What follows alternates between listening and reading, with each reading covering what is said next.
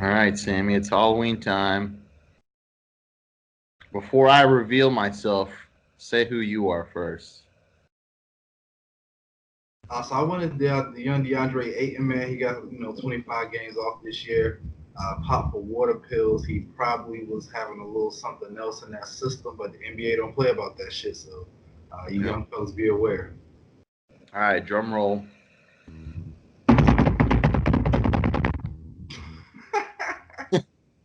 I am press conference Cam Newton. I got the hat, I got the glasses, I got the scarf, I got the swag. I think I look pretty good. I mean, is that Savage? Is that Cam Newton? I can't tell the difference. I mean, who went to the Super Bowl, me or me? That's the That, question right that's the now. question, man. I don't know who I'm doing this interview with, man. But I'm just going to enjoy I did not wear this out in public. Just want to I was like, it. not that bad, but it's like my army jacket. Someone might have given me shit for it, but anyway, welcome to the Sports Savage. I'm your host. Yep, it's me, Garrett Savage from Sunny. Savage. Cam. Oh. Yeah, I'm Cam Savage or Garrett Newton. I like Garrett Newton. That sounds kind of good. Sounds like the greatest country singer of all time. That's true, Garrett. I like that. From sunny and on fire still, Los Angeles, California, joined by smooth talking Sammie from Orlando, Florida. Say what's up, Sammie. Yo, sports world. Happy to. I was about to say July. October 31st. What's happening? Yeah. What's your favorite Halloween candy before we start? I gotta go classic Twix. Twix, dude, like I don't know. I love Twix. Any candy I like to freeze it, then eat it. So like frozen Snickers. My dad, he's like the worst. Tony, and we're not getting a roundup. He asked to do it, but no World Series roundup. we were gonna do a different show until the last minute because I was like, so much stuff has happened. So he likes dots and like all like the gross candy you find stuck under chairs in the movie theaters. Like, ugh. Shout out to Charleston Truth. I don't know. I like Snickers. I'm a big sour candy guy though. But anyway, we're going to talk about Thursday Night Football. 49ers, Cardinals, really good game. Jimmy Pornstar G, Jimmy G Spot, Jimmy GQ threw for 4 TDs. Cardinals weren't out of it. Kyler Murray, I mean, if you were to ask me if he was going to have this type of season, I would say probably no. But like, it's starting to pick up tempo. It's starting to pick up speed, especially when they went up tempo. They seem to control the pace of the game. That D line that San Francisco is basically known for now really couldn't handle the heat. Kenyon Drake, huge addition, had over 100 yards in his first game, only there for like 48 hours. 49ers win. They're 8-0. Cardinals, they're 3-5-1. To you, what is more surprising? That the Cardinals are 3-5-1 or the 49ers are 8-0? That might be an easy question, but indulge me anyway. I mean, I'm going to lean towards the undefeated San Francisco 49ers. I don't feel like anybody saw the signings as well as the Nick Bosa drafting really making that big of an impact on that defense immediately this season. But I got a hot take on this game. I was way more impressed with what Kyler Murray did than what Jimmy G did. This was definitely a game to prove that Jimmy Garoppolo is possibly a franchise quarterback, definitely a starter, but he did it against one of the worst defenses in the NFL. So the fact that it was on the road was nice. But other than that, I was really impressed with what Kyler was able to do with this vaunted 49ers defense. So if you're both organizations, you definitely feel like you got a quarterback going forward. But I would just say be a little wary or tread lightly as far as Jimmy G being that guy. Yeah. Did you see him shoot a shot at Aaron Andrews after the game? No, I didn't catch that. Hey, no. How does that feel? Feels great, baby. Happy Halloween right back at you. Thanks so much. I was like, no problem. It is Halloween. Oh. She asked him like, "How was the game?" He goes, "Oh, pretty good, baby." And then she was like, "Ooh, he can pull it off though. I mean, he's Jimmy. Oh, he's smooth. Yeah, definitely. He's a handsome guy, so but I'm sure there'll be some backlash. So Nick Bosa, who is he's tearing it up right now. Let me ask you this: let's say Nick Bosa was on the Ravens, right? Now he's been known to have like racist tweets and all kinds of stuff criticizing Cap and Black Panther and promoting Donald Trump. Would all that be alleviated to you if he's a badass, or would you still kind of be like, eh? Alleviated is maybe not the best word I would go with. Overlooked, possibly, depending on if you make plays. That's the life as a professional athlete. The more plays you make, the more you get away with. So I'm not really a big fan of judging kids, especially on social media. So maybe Nick Bosa, the professional athlete, with those kind of comments or judgment calls, would wage questions if I was a 49ers fan, or even if he was able to be with the Ravens. But if he was coming off that edge, leading the league in sacks, I can guarantee you I wouldn't give much of a fuck about what he did before he was drafted. We're going to talk about the trade deadline that wasn't. Nothing really happened. Adams, I remember he was the big ticket on the Jets that a lot of people were talking about getting, didn't get. No really big moves made. Sanu going to the Patriots, I think, is going to be huge. Other than that, I mean, it was a little lackluster. Yeah, a lot of the bigger moves were made way before the actual deadline, so it wasn't as dramatic. Don't sleep on the Marcus Peter move to the Ravens. He had that touchdown against the Seahawks coming off that deal in a short week. But yeah, you have shit like the Dolphins trading for Aqib Talib, which really doesn't make sense to me unless you're trying to clear up some cap space when you're taking at the same time. So I don't really know how that works. I don't really see Talib sticking around after this season, and they're also placing him on the IR, so he's not going to really suit up for the Dolphins. It makes sense for the Rams. You know, you got to give Ramsey that top tier money. He's going to reset the market for cornerbacks as far as annual salary. So it makes sense as far as taking Talib's contract off the books. But yeah, there were a lot of rumblings of maybe a Von Miller deal or that top guy maybe getting moved, but it never matriculated. Yeah, I think the move for that was so the Rams could clear up some cap space. I'm trying to find out how much he's owed. I don't see it, so I'll just add it once I edit this thing. Vikings didn't make any moves. I was hoping we would get like some kind of defensive back, but we're getting this guy named Hall back who was suspended for almost like 8 games, I guess. They have a lot of faith in him, so I guess I'll see where that goes. I mean, I remember the trade deadline being like some big thing. I think it's a little bigger in the NBA just because more moves are being made, but you know, this year it just wasn't there. So we'll see what happens as the Tides move forward. World Series, I turned it on about the 7th inning. You know, the Nationals, our Nationals, we're rooting for them. They came back. Not a single home team won the whole in the entire series. I mean, they were just the team of destiny, Sammy. So here's your chance. Here's your chance for us both to gloat about your boy Bryce H, who's sitting on the sidelines combing his hair instead of winning it all. Yeah, man. I wish I could say I feel bad, but I don't. I mean, could it be more poetic if you're a Nationals fan? You waited a long time for your first World Series championship, but I don't think it could be any sweeter. I don't think it would have been sweeter if Bryce stuck around. I feel like rubbing it in his face is the thing to do if you're a Nationals fan who had to deal with so many underwhelming seasons with a guy like Harper and a guy like Strasburg. If you're Strasburg, is this your moment where that monkey's lift off your back? Are you going to go into the rest of your career as that ace that everyone had you sought out to be since you were that number 1 overall pick?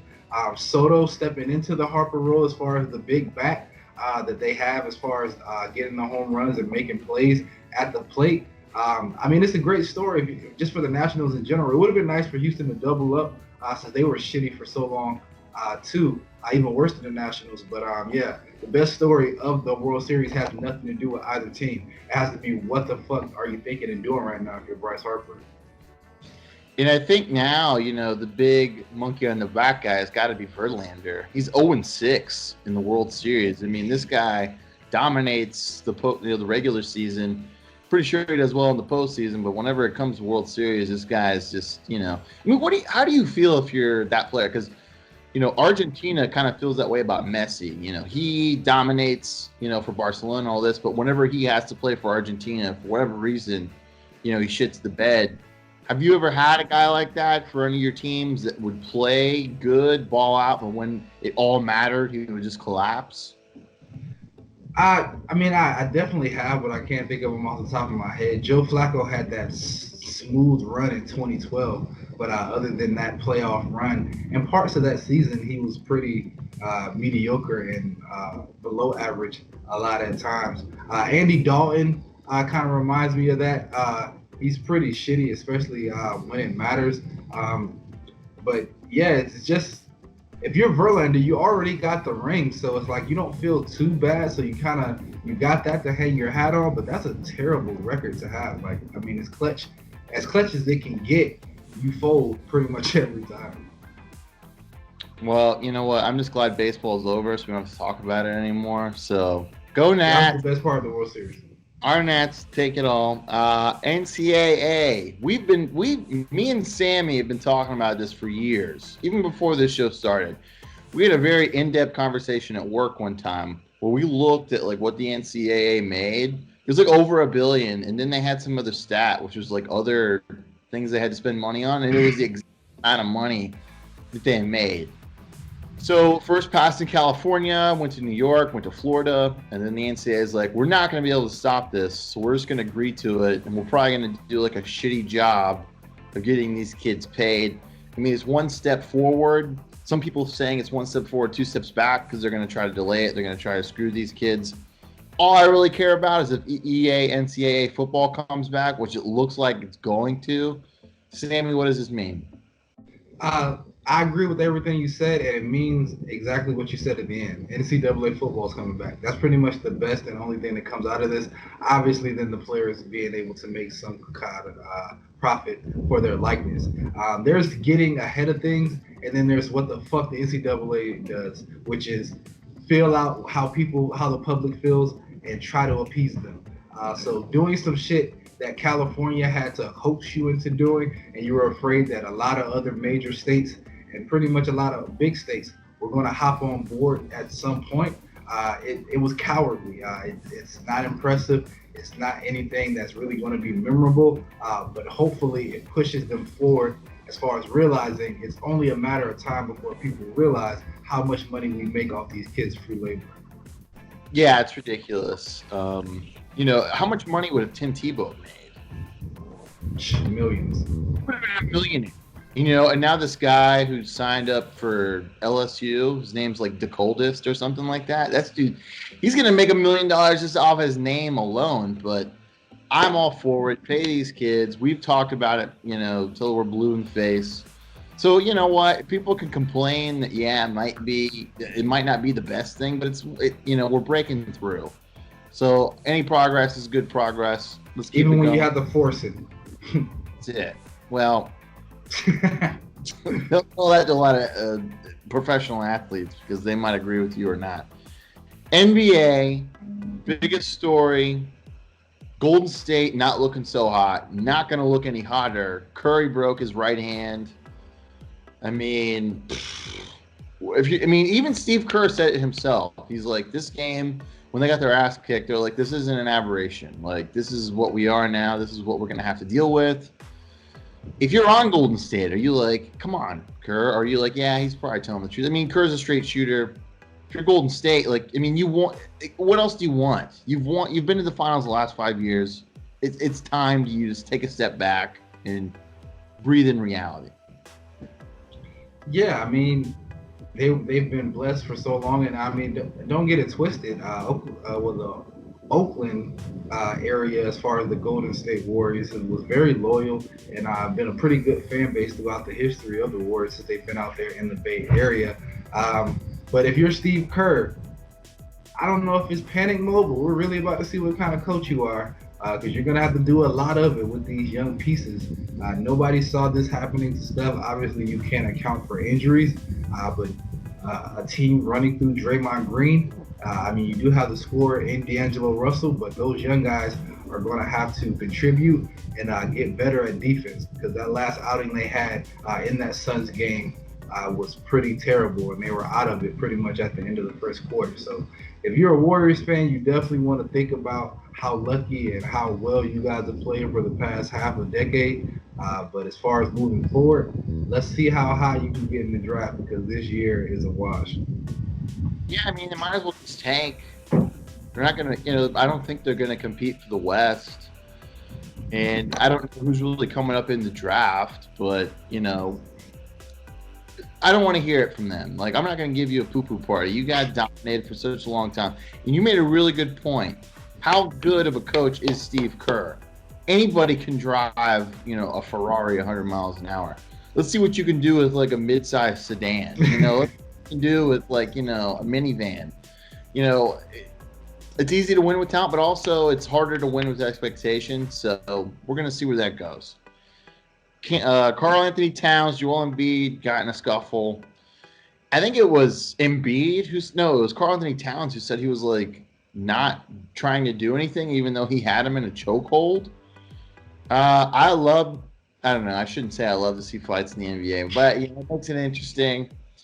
What is this a big deal, Sammie, or no? I mean, it's obviously a big deal because the sports sphere couldn't stop showing it. I watch a lot of the pundits, a lot of the television shows, and I've seen that clip 1,000 times. So I don't think you should feel that bad for liking to see fights in the NBA because obviously as Americans we do. With that being said, it was a classic NBA fight where no one ever had a chance at being hurt because NBA players aren't the best fighters. So if you're Karl Anthony Towns, be careful who you deal with because Joel Embiid is that guy as far as with the bullshit and with the pettiness. And he's also maybe just as, if not a better basketball player than you. So the whole back and forth on the social media sites, it's great for the NBA because it pumps the ratings, it gets the people interested. But I don't think they really want to take that off the court because from what I saw with the clip, neither one of them are really about any of that smoke. KD said Draymond Green, the spat they had was one of the reasons he left Golden State. I think that's bullshit. I think he just wanted to leave anyway. Do you like KD? Like, should we like KD? I mean, he's ultimately, he's not playing this year, but he's, if not a top 3 talent, top 3 player in the NBA. I mean, how does that rub you? The right way or the wrong way? I mean, I try to keep KD like most professional athletes, just on the court only.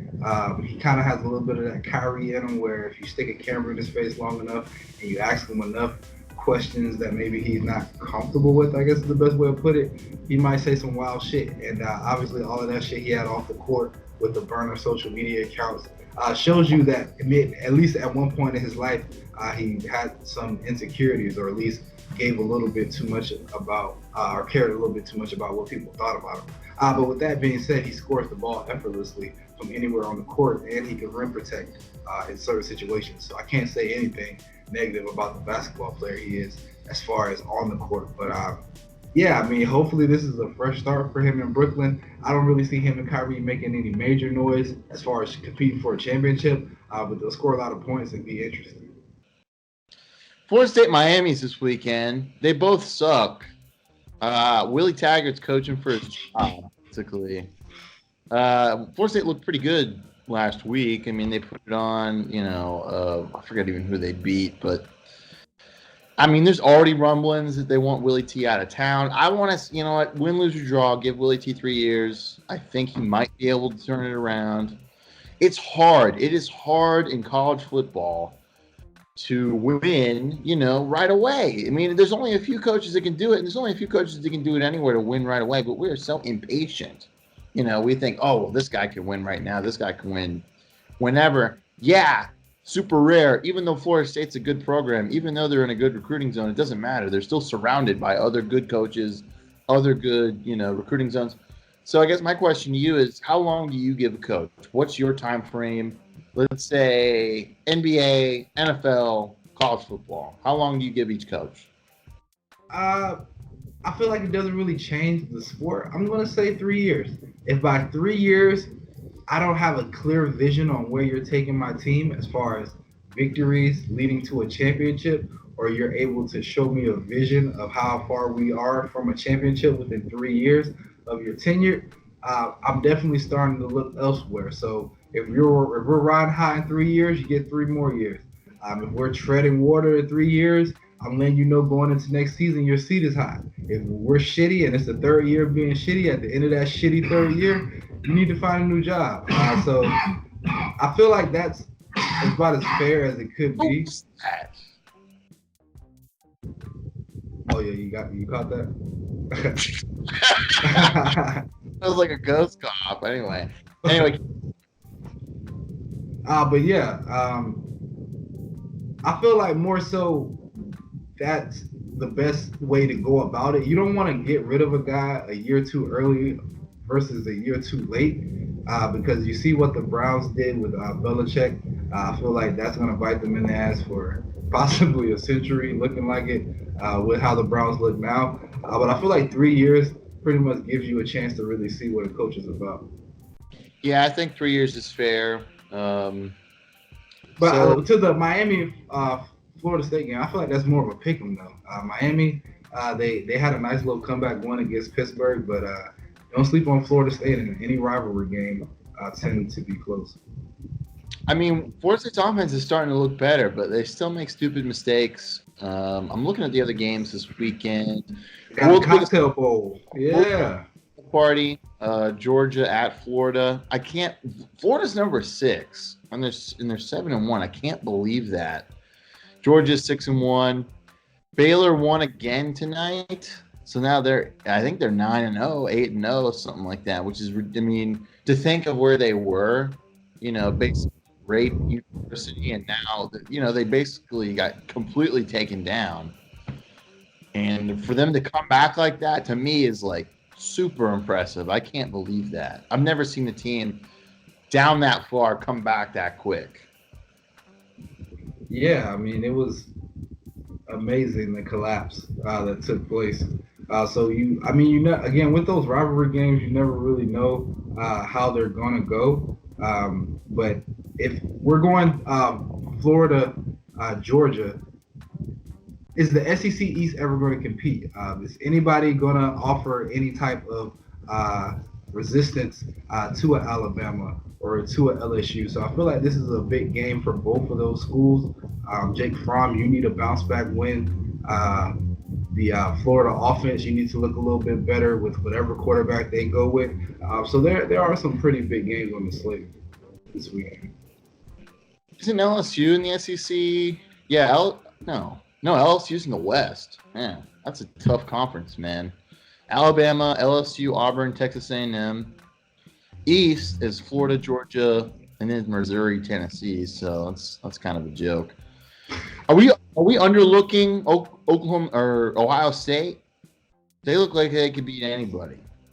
Yeah, but so did Oklahoma until they played Kansas State randomly on a fucking weekend. So you got to play defense to win, especially in football. So let me see when Ohio State plays an actually top-ranked defense, and we'll see how they look. Well, Wisconsin was a top-ranked defense, and they completely cracked them open and cleaned them out. So I don't know. We'll see. What else you got, Sammy? Any last words? Any Halloween plans? Going out partying? Yeah, man. TPing and egging people shit up. That's, how I do it. Or I just might stay home and smoke a lot of weed. Who knows? But, yeah. My Magic, let's get fucking right. We're below 500. Markel, you're looking good. We lost to the fucking Raptors recently. But that's okay. We got to bounce back. We got the Nuggets this weekend. Friday, tomorrow. We got the Greek Freak, so we'll see if we can stop a Greek Freak and hopefully get on a little run here. UCF got a bounce back win last week, and we're cracking right back in that top 25, and then maybe you'll fucking acknowledge us again, Savage Life. But as always, even at DeAndre Ayton, it's all Orlando over here. Keep dreaming. Vikes, Chiefs. Let's get 7-2, baby. Let's get 7-2. There's no Mahomes. He better not play. He better not come out there like after he put some ketchup on his knee and be like, I think I can play. No. Sit your ass on the bench. You let us win another one. Because 6-2 in the NFC is just, it's another Sunday. Like everybody in the NFC is 6-2. So we need the win. Kirk C is lighting it up, baby. He's lighting He's got the best passer rating under the blitz. I'm gonna keep clapping. Is Let's Thielen go. is Thielen playing? That's the biggest thing. Is Thielen fucking playing? Oh shit. I think it's questionable. Well, that's the biggest question. If he plays, you guys should handle business. If it's the Stephon Diggs, if it's the Kirk Cousins Stephon Diggs show, I don't know about the writing on that script. Anyway, I forgot to mention at the top of the show. Well, I actually alluded to it before. We were going to do a different show, and we're going to do it eventually. It's going to be us talking about all the pundits on ESPN, Fox, CBS. We're just going to talk. We're going to rate them. So if you want to hear something like that, let us know. We're going to do it eventually. Maybe we'll do it for the holidays or something like that. So we'll just do one episode after the other, and then that way we can just put it out like that. So, but email the show. Still no, you could be the first one. You don't even have to ask a question. You can just be like, all right, I'm the first email. We will shout you out on the show. Do it. Or if you got, I don't know, a business or something like that, I don't care. Hey, I work for Rick's Fertilizer. Okay, Rick, great. Tweet me at Garrett W. Savage. Instagram. A few people have Instagrammed me, which is cool. I like that. Keep it going. You know how to reach the show. All right, that's it. Goodbye. Peace. A lot of crook.